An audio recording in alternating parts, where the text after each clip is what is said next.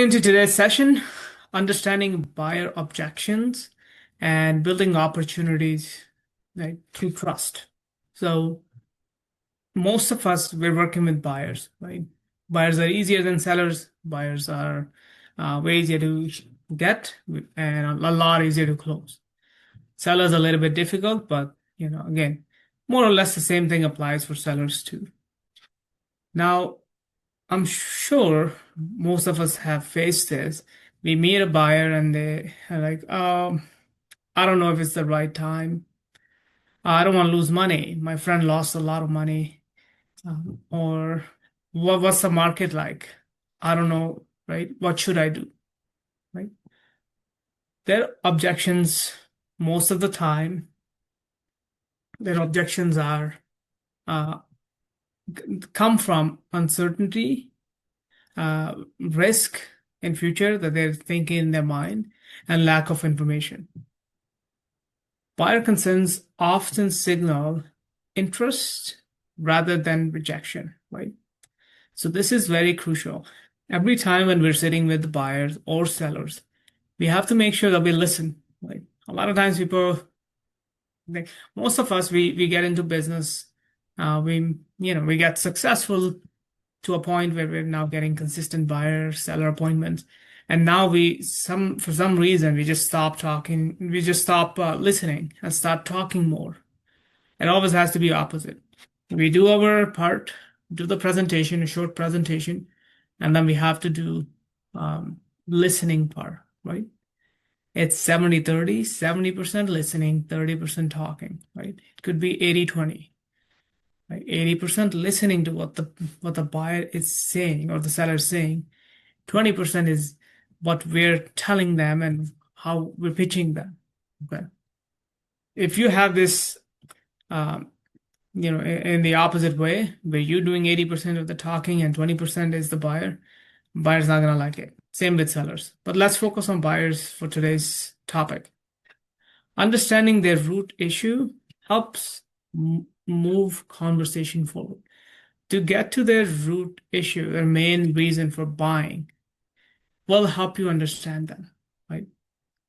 What that means is, let's say you meet a buyer and they're like, oh, we're looking for these schools. And like, oh, forget about that. This house has a finished basement. This got this, right? Again, we have to do more listening and less talking, right? Their main concern is school. You can give them a house made out of gold. Most likely they will not buy it, right? Unless it's free, because their main concern is school for their kids, right? And they have these specific schools in mind. We can only get to these root issues or their main motivation for moving or buying a house by listening. So if you're doing more talking, you're going to be people around. First, buyers don't like that. Everybody wants to be. It's human nature. We all want somebody to listen to us, right? So if somebody keeps on talking, buyers are going to lose interest. Listen to them, make notes, and let them do most of the talking. You stick to your pitch and have objections, objection handling, do objection handling practice, but don't really talk too much when you're talking to buyers, right? I'll get into it a little bit more. Moving on, identifying their motivation behind the objection, right? Sometimes people, they're just not comfortable. They just met you, you're talking a little too much, you're telling them this, you're telling them, oh, we need this deposit. They're just scared, right?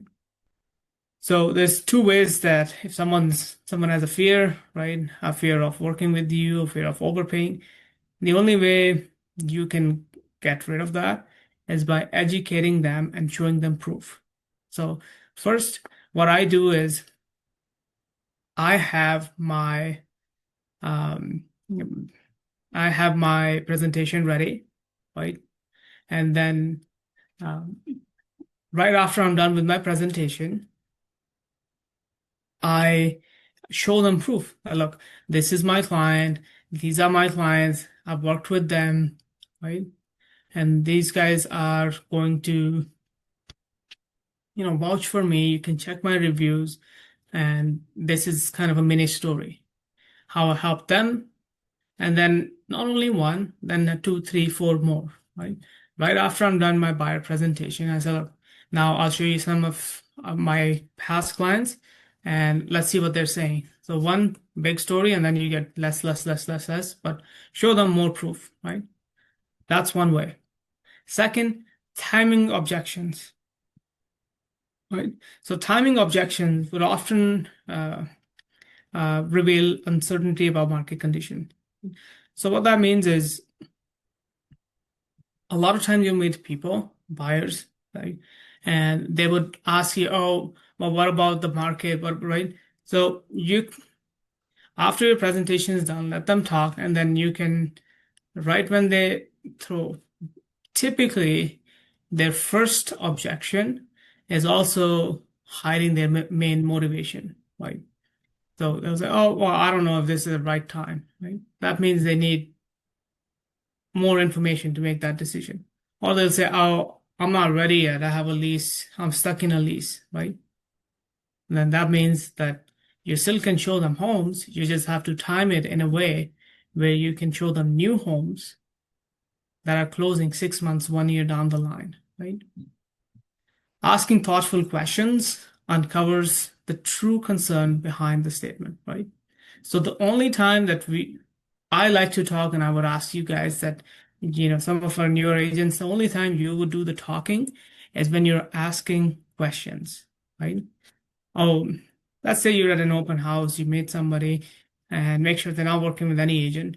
They sign that off, and then you ask them, "Oh, you know, are you interested in this neighborhood? Are you anything in particular about this neighborhood that interests you? Schools, proximity, the travel times, the work back and forth, right?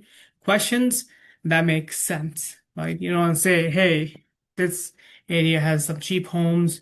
I can get you a good price. I can sell you this house. I can cut my commission." These things, right? They're not gonna lead you anywhere. Make sure your questions are thoughtful and make sure that you're listening more. The only time you're talking is when you're asking questions, right? And you do your pitch, right? Once you've done your presentation, you should be quiet, let them talk, and then ask questions and try to get to the bottom of um, their main motivation. And then once you've uncovered their main motivation, it could be school, it could be their family's moving, they need a bigger space, it could be their upsizing, downsizing. Make sure that once you find that out, you always should include that in your follow-up questions, that in order for your family uh, to be here in September, you'd have to make moves right now. So it takes 3 months, right? Always, once you find out their main motivation, keep reminding them of it, right? Sometimes people forget themselves why they're moving, right? School, oh, before September, school starts. Why don't we plan in a way where you are there before September so your kids are in this school, right? Before the school term starts. So keep reminding them, like once you've uncovered their main motivation. Oh, responding with empathy and confidence, right? This is something that's lacking in the industry overall. Acknowledge the concern before offering solutions or data, right? Going back to the same thing, like, my family's moving, right? My parents, they have mobility issue. Yeah, yeah, yeah. Don't worry about that. Let's get to you this house. It's got a main level bedroom. It's just not right. You have to acknowledge, okay, all right, I understand, right? So treat them like human beings. You don't just try to sell people, right? People can see right through it. Some of the best sellers and some of the best agents and salespeople, they actually don't sell, right? We're offering them solution and we're treating them just like we treat our friends, right? So treat people like that. Don't think of them as a paycheck. Like, it's not a paycheck. Somebody's moving in, they're buying, they need a certain specific home. Maybe they have somebody in their household with disability or some other concern. So make sure you treat them with empathy, right? Second, Know the market before you're talking to people, before you get in front of someone. Do a little bit of research, right? It takes 5 minutes now. You can type it up in AI. I'd recommend not using AI. Use your own system. We have access to everything, right? We don't want to depend on AI, but do a little bit of research before talking to people, right? Research about them if you can find them, right? Don't stalk anyone, but research about people, but mainly research about the market, neighborhoods they're interested in, schools they're interested in. So when you're talking, they can show, I mean, they can see that you've done a little bit of homework, you're prepared, and you didn't just show up. You woke up, hello guys, right? Well, how can I help you? We don't want that. We want people to realize, no, this person has done their homework, they're listening to me. This is the kind of person I like to work with, right? So be prepared. I always like to be prepared, right? And lucky for me, my business is Kitchener-Waterloo, Cambridge, Guelph, and I've been in this market for 10 plus years. I don't have to be too much like into this market insights and stuff. And I check market every day, twice a day, in the morning and at night. So I already know what's happening in the market. But if you're a newer agent, you have to do a little bit more research. Up until you get to a point where you're checking market every day, you don't have to then worry about anything, right? But if I'm going out of these areas, let's say I'm going to GTA, Mississauga, I do my research, right? I check everything. I check past data, what sold last year, last month, 6 months, right? So I can guide my clients. I don't just show up without any preparation. Focus on educating rather than persuading, right? To build long-term trust, right? What that means is when you're meeting people, you say, look, when you work with me, we'll be working as a team. I'll be telling you everything that you have to know. I always use this line. You guys can use it. I tell them once we're ready and you're buying and you're putting an offer, you will be just as good as me. And at that point, you just have to apply for your license and then you can start selling real estate, right? That's the line I use. I tell them that I'll make you a really good real estate agent by the time you've selected your house, that you'll be telling your friends and everybody what to do next, right? And at that point, I'd recommend getting your license and joining me in my team, right? So I always say that, but main thing is educating. You have to tell them why should they work with you, and tell them about the market. Most people are hiding, right? Oh, I don't know. Oh, yeah, I'll do my research. Tell them what's happening in the market, right? People appreciate learning and everybody likes to learn. And it also shows you as an expert. If somebody can learn something from you, then you must know something, right? So always focus on educating the client, right? Rather than closing the deal. Once you've done that, these people will stick with you for the rest of their lives and they'll do 3, 4, 5 transactions, maybe more, right? And that's the kind of business we're aiming for. Business that keeps coming back, right? New business is good, but we want to get to a level, that's the ultimate goal, where we're getting referrals, word of mouth business, past clients coming back, sending us business, right? So that's the kind of business we're aiming for. And that's why you guys are working so hard initially. So some of us, I don't know if we'll do a roundtable after this presentation. But if some of the agents are here who've been in the business long term, they worked really hard in the beginning and now they're reaping the benefit, right? So if you're working hard, but you're not doing the right thing, you're just closing clients without telling them if it's good for them and without educating them, you're not going to get that repeat referral business, right? So you're constantly on the hamster wheel, which if some of us can do it, I don't think that anybody wants to do that, right? The real fun is when you wake up, you get 4 or 5 calls, listing properties, right? Doing things, right? And, again, I'm not saying don't work. You should still work hard, but that's really, really rewarding when you get a call when somebody says, I like to buy, I'm ready to buy. Can you come sell my house? And we're looking to buy, right? And you know these guys, and they picked you out of everybody, and they remembered you, right? So that's the kind of business we should be focusing on building. And initially, first 2, 3 years, especially your first 2 years full time, it will be tough. It's tough for everybody. But that doesn't mean you should stop. You have to keep going and keep doing this, keep providing value. And then ultimately, after 2 years, you'll start receiving that, right? Nothing will happen before 2 years. That's just some people get lucky, right?